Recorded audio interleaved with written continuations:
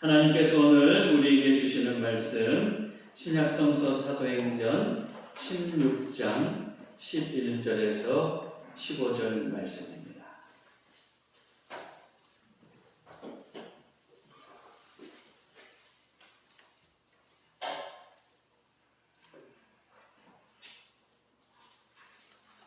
이 계시의 말씀을 봉독할 때에 살아계신 하나님의 음성을 들으시기를 기원합니다. 우리가 드로아에서 배로 떠나 사모드라게로 직행하여 이튿날 디아폴리로 가고 거기서 빌립보에 이르니 이는 마게도냐 지방의 첫 성이요 또 로마의 식민지라.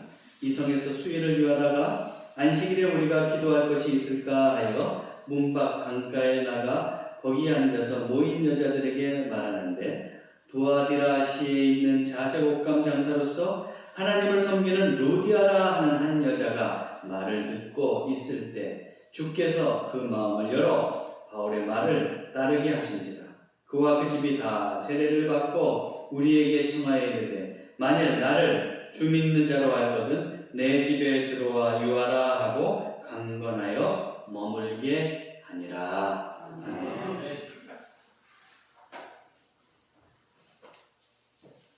할렐루야. 또 한 주간도 건강하셨을 줄로 믿습니다. 예, 우리가 이제 지난주에는 사도행전 16장 5절에서 10절 말씀을 살펴봤습니다. 거기서 우리는 성령의 인도하심을 따르는 사도 바울을 살펴봤죠.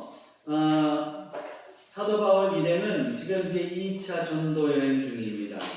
바울은 안디옥 교회에서 출발해서 더베와 루스드라와 이고니온 등을 거쳤습니다. 그리고 나서 이제 바울은 이 아시아 지역에서 복음을 전하기를 원하는데 성령께서 막으셨어요. 그래서 어떻게 하냐면 무시아 지방에 이르러서 거기서 비두니아로 올라가려고 했습니다. 그랬는데 어떻게 해요? 성령께서 또 막으셔서 어쩔 수 없이 드로아에 이르렀습니다. 드로아 앞에는 바로 이제 바다가 보이죠. 그 앞에 놓고 성령께서 무엇을 원하시는지 아마 사도 바울은 간절히 기도했을 거예요.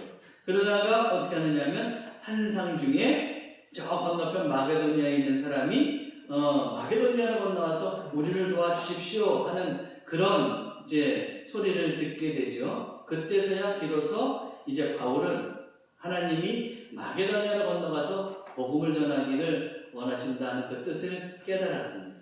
성령께서는 왜 바울이 계획한 것을 막으십니다. 그가 어떤 잘못을 해서 성령께서 그가 가려는 길을 막는 것이 아닙니다. 성령께서 더 원대한 눈으로 보시고 판단하셨기 때문입니다. 성령께서는 바울이 이제 유럽을 향해서 전도의 문을 열기를 원하셨던 것이죠. 그래서 방관해서 드로아를 이렇게 하고 이제 곧 마게도니아로 넘어가게 하시는 겁니다. 우리도 마찬가지입니다. 우리가 하나님의 일을 하고 또 그렇게 그리스도인으로 살아갈 때 때때로 하나님께서 우리 길을 막으실 때가 있어요. 그런데 우리가 뭔가를 잘못해서 우리가 기도하지 않아서 막는 것이 아니라 그런 것이 없는데도 불구하고 선한 일을 하는데도 막으실 때가 있어요. 그건 왜 그러냐면 하나님께서 그 길로 가기를 원하시지 않고 다른 문을 열어놓으셨기 때문에 그렇게 하실 때가 있는 거예요. 더 멀리 더 큰 눈으로 보시는 성령께서 당신의 뜻을 이루어가기 위해서 때로는 한쪽 문을 막으시고 한쪽 문을 열어놓을 때도 있다는 것을 우리가 기억해야 됩니다. 그럴 때 우리는 성령의 인도하심과 이끄심을 속히 깨닫고 성령께 순종할 필요가 있습니다. 사랑하는 성도 여러분, 성령의 인도하심에 여러분들 다 순종하며 살아가시기를 바랍니다. 자, 그러면 우리가 성령의 인도하심에 순종한다고 할 때 성령께 순종하는 사람들은 어떻게 살아가느냐? 오늘 본문에 나오는 사도 바울의 일행을 통해서 우리가 살펴보려고 합니다. 첫째로 성령의 인도하심에 순종하는 사람은 어떻게 되느냐? 성령의 뜻에 즉각 실행할 수 있어야 돼요. 성령께서 우리에게 뜻하시는 것이 있으면 어떻게 하라고요? 즉각 실행해야 됩니다. 이 말이에요. 성령이 인도하시며 순종한 사도 바울은 드디어 이제 마게도니아 지역에 발을 들여놓으면서 유럽 전도의 문을 엽니다. 그래서 11절부터 12절 상반절에 보면 이렇게 되어 있어요.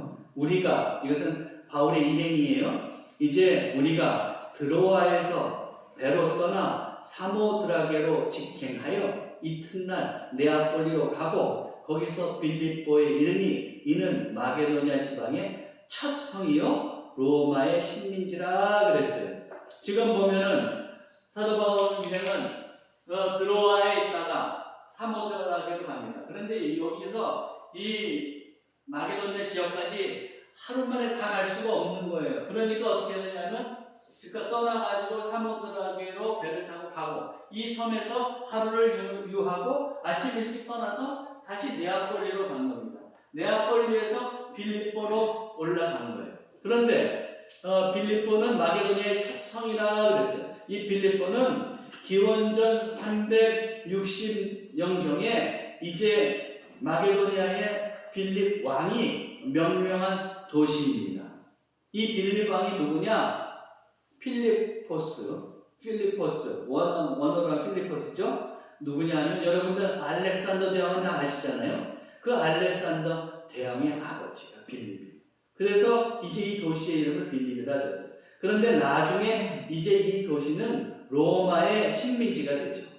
그리고 로마의 식민지가 된 다음에는 어떻게 되냐면 로마에서 퇴역한 군인들, 그 군인들을 주로 이곳으로 많이 보냈어요.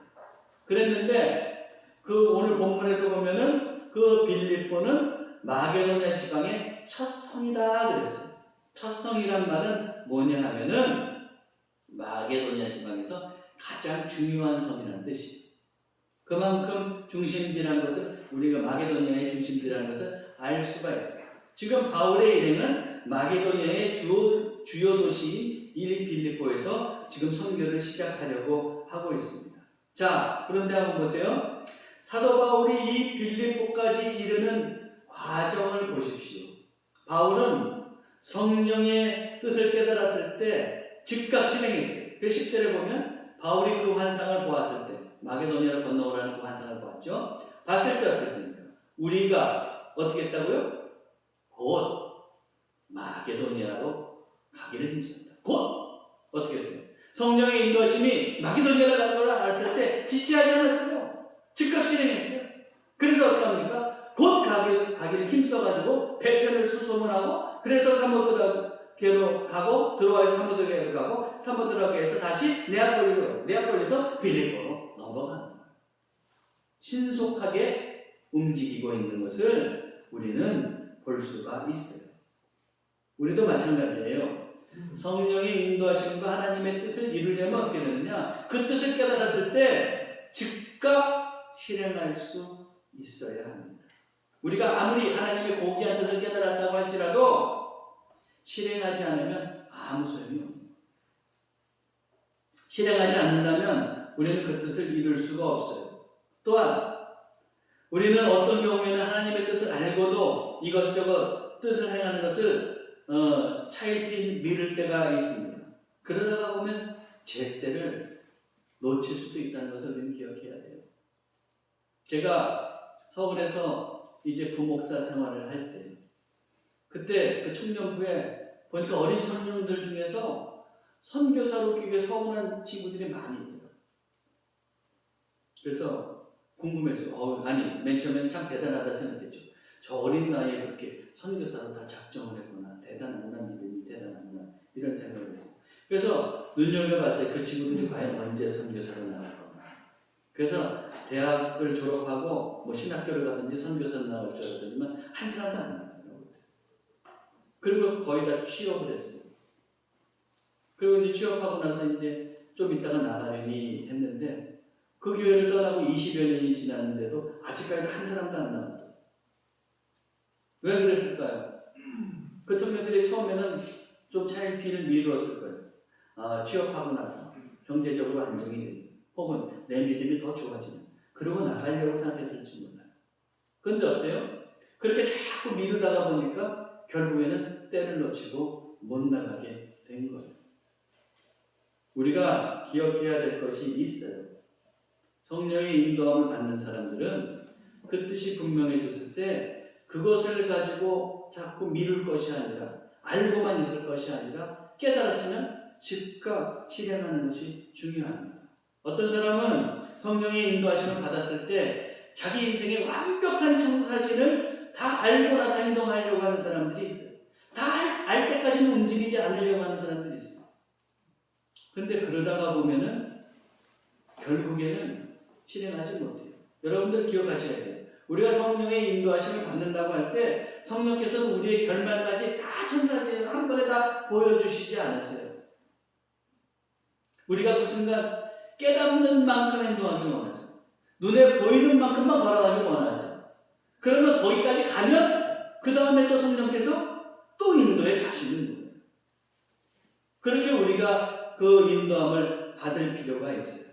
마지막까지 완벽하게 알고 행동하겠다고 하는 그런 태도는 결국 안 하겠다는 거나 마찬가지라는 걸 여러분 기억하셔야 돼요. 독일의 그 유명한 철학자, 위대한 철학자 임마누엘 칸트를 여러분들 다 잘 아실 거예요. 칸트는 어땠냐면 굉장히 규칙적인 사람이었어요. 그래서 아침에 자기가 일어나는 시간도 규칙적으로 일어나고 밥 먹는 시간도 아주 규칙적입니다. 산책하는 시간도 규칙적일 뿐만 아니라 장소도 똑같았어요. 그래서 칸트의 시계라는 별명이 있습니다. 칸트가 어느 때를 이렇게 산책한다 그러면은 그 지역을 지날 때, 그 지점을 지날 때 시간을 딱 맞추면 안 된다. 그래서 칸트의 시계라는 그런 별명도 있어요. 근데 칸트가 이렇게 규칙적으로 살았다고 해도 또 파티도 잘하고 있는 사람이었어요. 그래서 여성들한테도 인기가 많았다고 합니다. 그런데 그 한 여성이 이제 칸트를 좋아하고 칸트도 그 여성에게 호감이 있었던 거예요. 뭐 요즘 말로 하면 썸을 탔다고 그래야 되나? 하여튼 그랬겠지. 그런데 이 여성이 보니까 청혼할 때가 됐는데 청혼을 하지 않는 거예요. 기다리다 못해서 이 여인이 이제 최후의 통첩을 했습니다. 이제 나도 내 인생을 결정해야 될 테니까 당신 나하고 결혼할 건지 안 할 건지 확실히 밝혀주시오.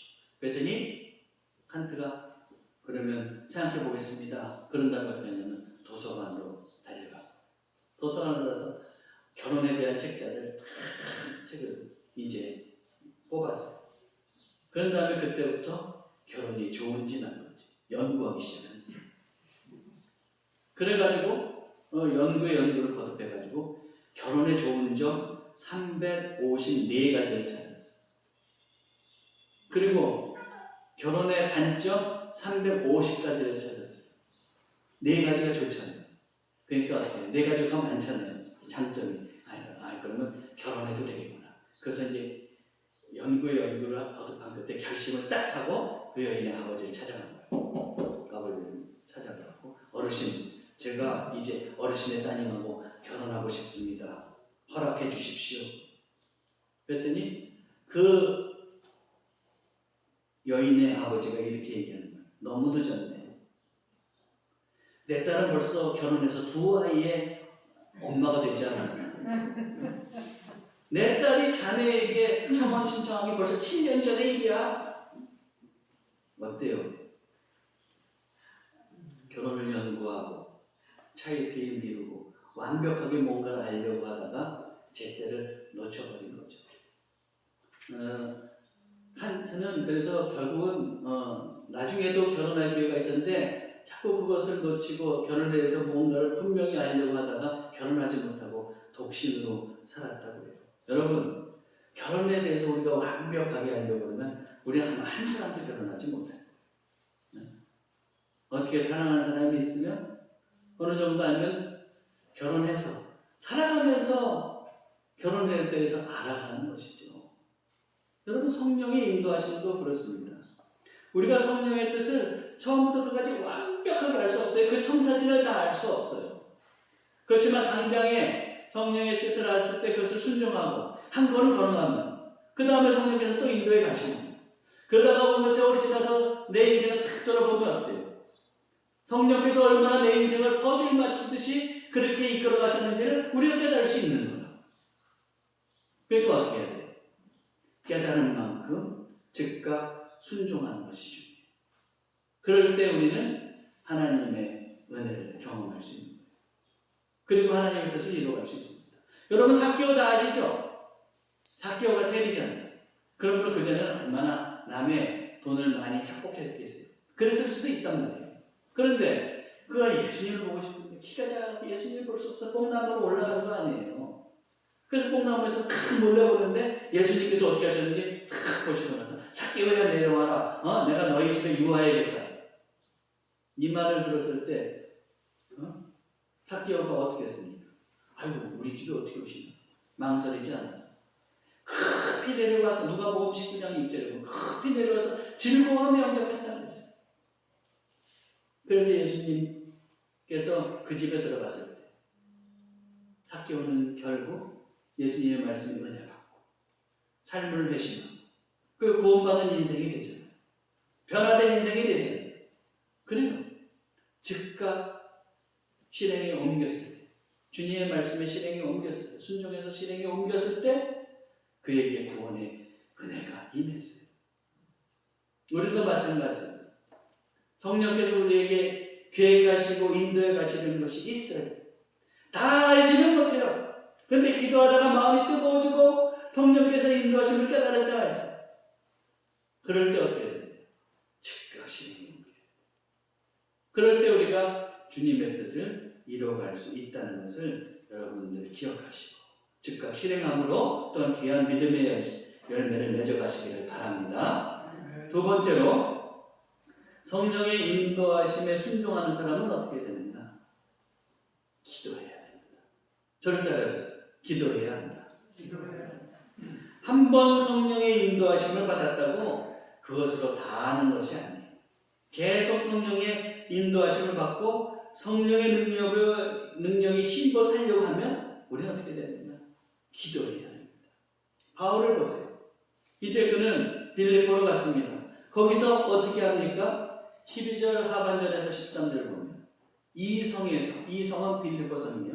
이 성에서 수일을 유하다가 안식일에 우리가 기도할 것이 있을까 하여 문 밖 강가에 나가 거기 앉아서 모인 여자들에게 말하는데 바울의 행은 지금 빌립보에 왔죠? 빌립보에 와서 거기서 복음을 전해야 돼요. 근데 수일을 유하면서 뭐 했겠어요? 기도했을 거예요. 어떻게 하면 복음을 전할 수 있을까? 그러다가 이제 안식일이 됐어요. 그랬을 때 바울 일행은 기도할 것을 찾습니다. 기도처를 찾습니다. 왜 기도처를 찾을까요? 여러분, 사도 바울은 유대외 지역에서 복음을 전할 때 타 지역에 가면 먼저 어디를 찾았어요? 어디를 찾았다고? 제가 누누이 말씀드렸는데 어디를 찾았어요?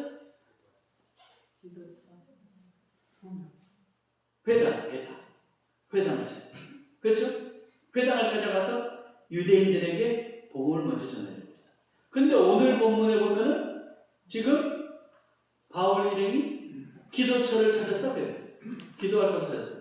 왜 기도할 것을 찾았을까? 그걸 지금 말씀드려요. 유대인들은 타 지역에 흩어져 살 때에 타 지역에 남자들이 10명 이상만 되면 그 전례 내려오는 규례에 의하면 회당을 만든다 그랬어요.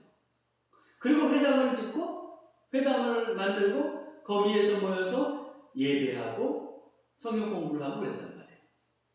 그랬는데 사도 바울이 빌립보에서는 회당이 아니라 기도할 곳을 찾았다. 왜 그랬을까? 거기에는 회당이 없었던 것 같아요.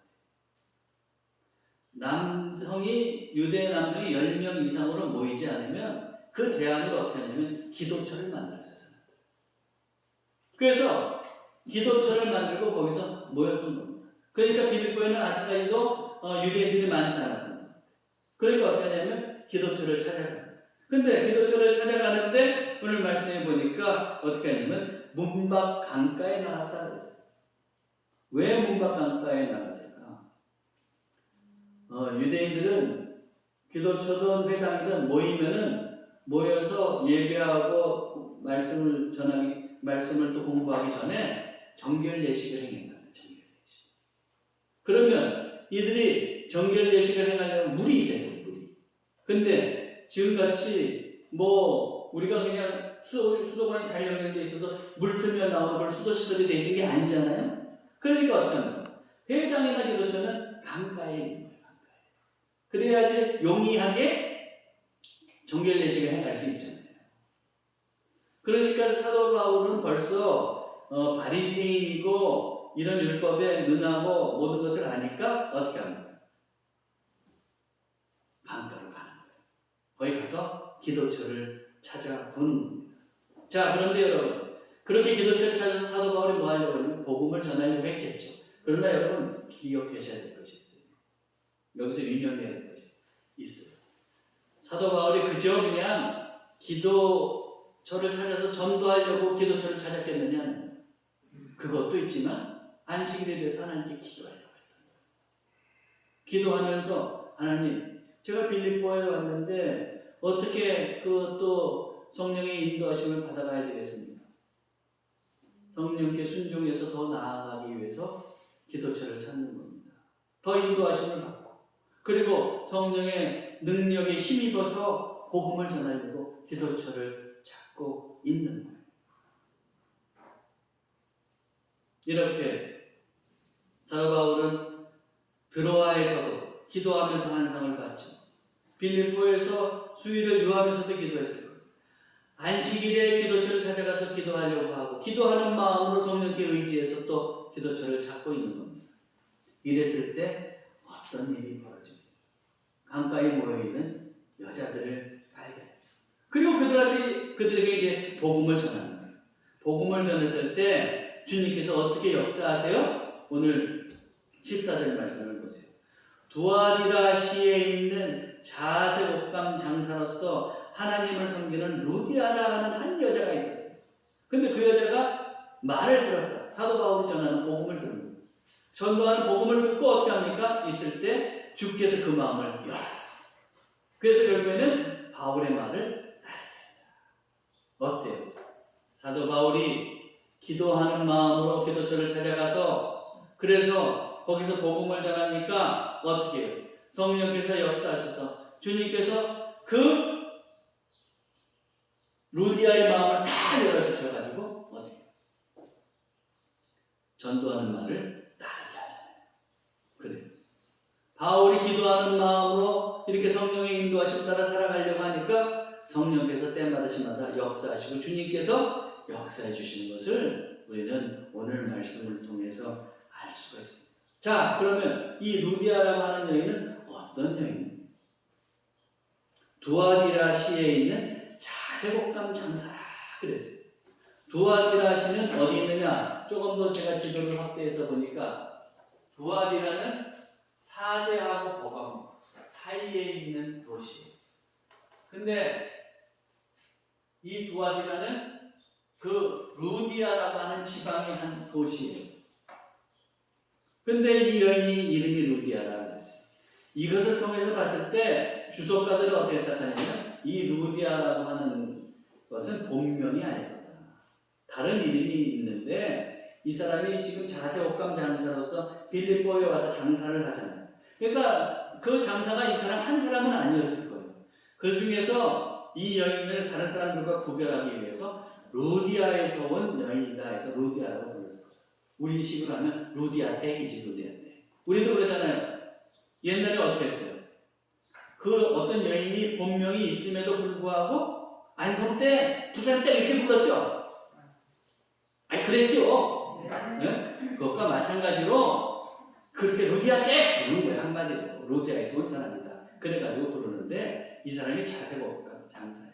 두아디라에는 어떻게 되냐면 그 자색옷감이 마이너스예요.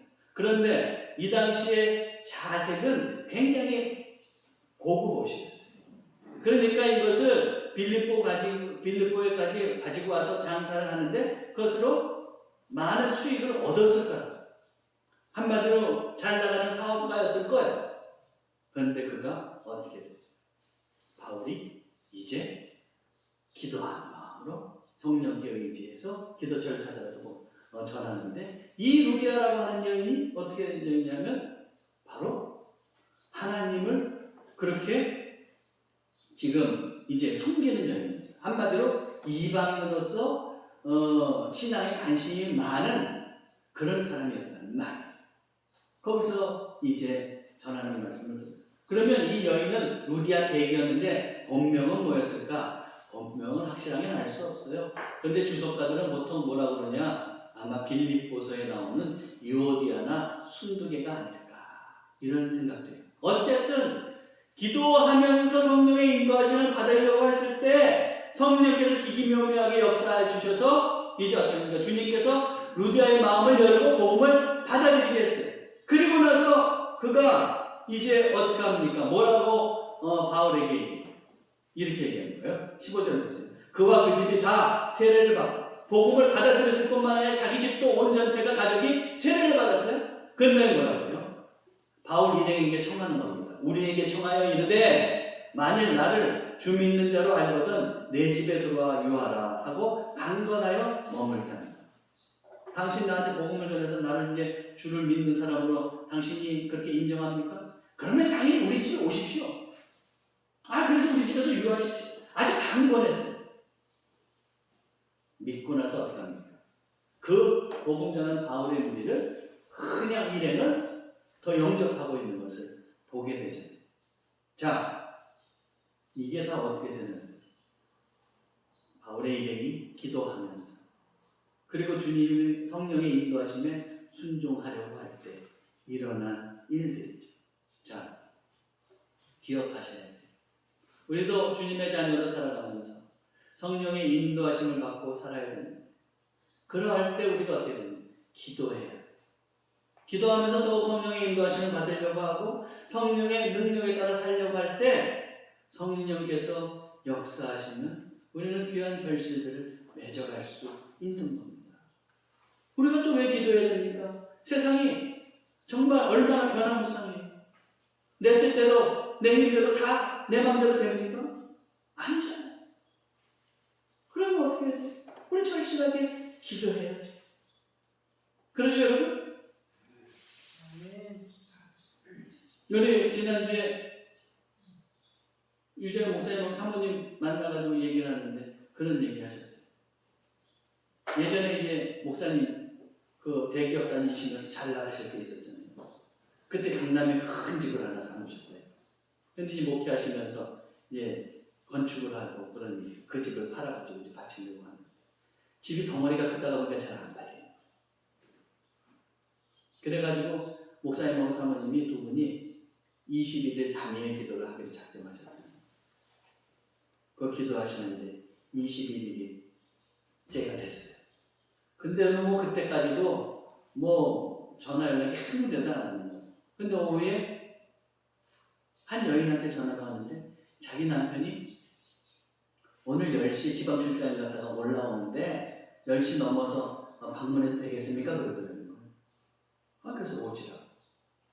그래가지고 거의 다 11시가 돼서 왔는데 와서 집을 보더니 마음에 든다고 옛날부터 그렇게 자기가 원하던 집이었다. 계약하자고요. 딱 12시가 다 돼갈 때쯤에 계약하고 돌아갔대요. 그래서 집을 팔았다. 그러면서 사모님께서 말씀하셨어요.